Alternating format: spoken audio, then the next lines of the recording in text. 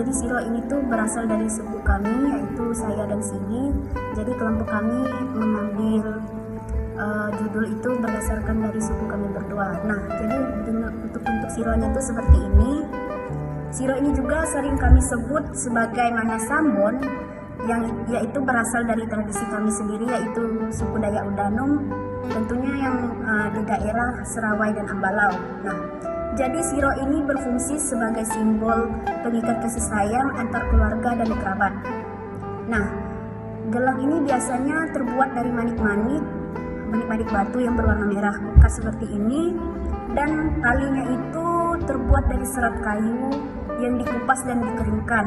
Karena sekarang talinya sudah hilang, jadi kami kelompok tidak menampilkan bagaimana talinya. Nah, talinya itu biasanya kami sebut sebagai tali tomang.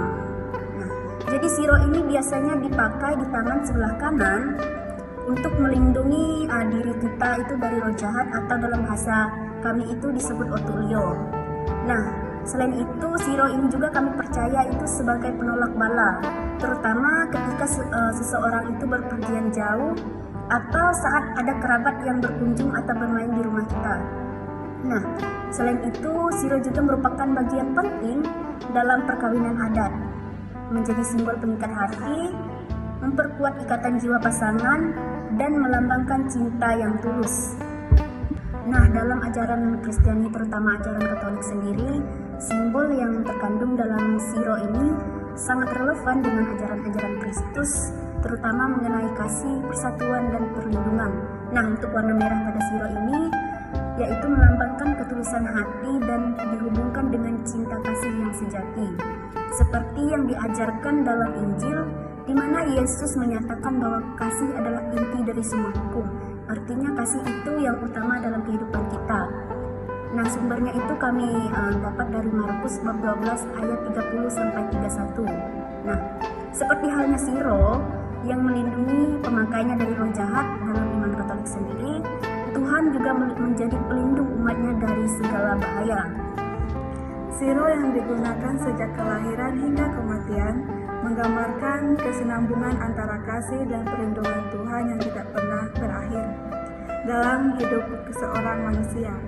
Selain itu, siro sebagai simbol pengikat tali silaturahmi juga mengikatkan kita pada pentingnya persaudaraan dalam komunitas Kristiani.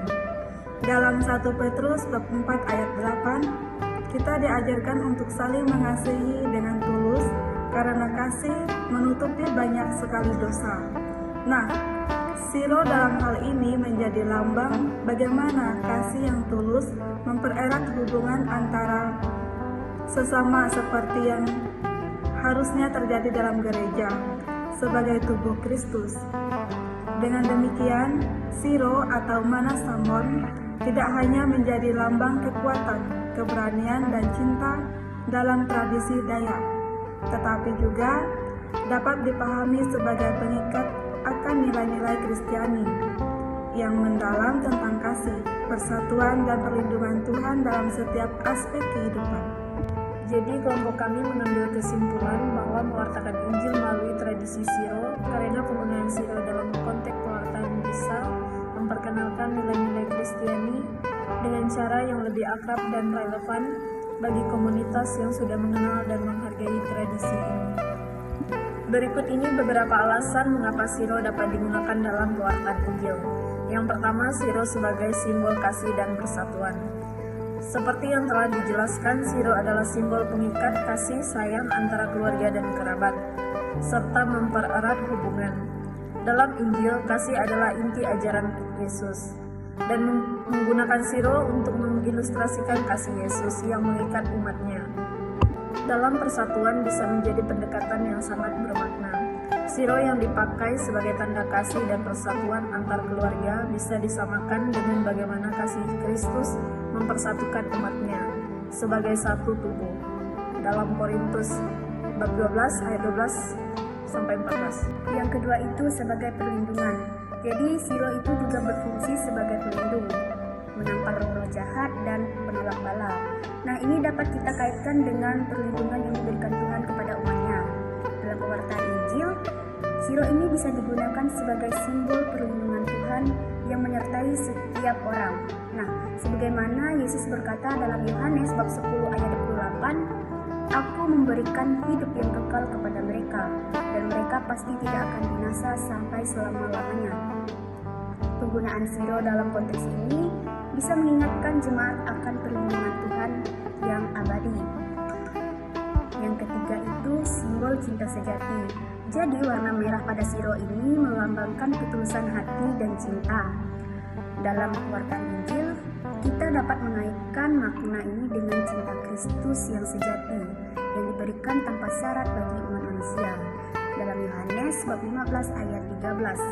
Nah, ini bisa menjadi cara yang baik untuk mengajarkan tentang pengorbanan cinta Kristus yang merupakan dasar dari keselamatan kita. Yang keempat itu penghormatan terhadap tradisi. Dalam konteks pewartaan Injil yang sensitif terhadap budaya lokal, penggunaan simbol yang sudah dikenal seperti siro dapat menunjukkan penghormatan terhadap tradisi dan adat setempat. Ini bisa menjadi pintu masuk yang efektif untuk membangun hubungan dengan masyarakat, terutama bagi suku Dayak Oganum. Nah, dengan menggunakan siro ini sebagai pewarta, kita itu bisa sambil memperkenalkan ajaran Kristus dengan cara yang tidak memaksa atau merusak identitas budaya lokal tersebut. Nah, misalnya, siro yang melambangkan ikatan dalam keluarga ini bisa dijadikan cara untuk menjelaskan bagaimana Tuhan itu menganggap umatnya itu sebagai keluarganya yang sangat ia kasihi. Dalam Efesus bab 2 ayat 19. Jadi, siro bisa menjadikan alat yang sangat berguna dalam mewartakan. Hal ini bisa menjadikan jembatan antara pengajar Kristiani dan budaya lokal agar lebih mudah diterima oleh suku Dayak Oganum sambil tetap menjalankan makna dan kebenaran Injil.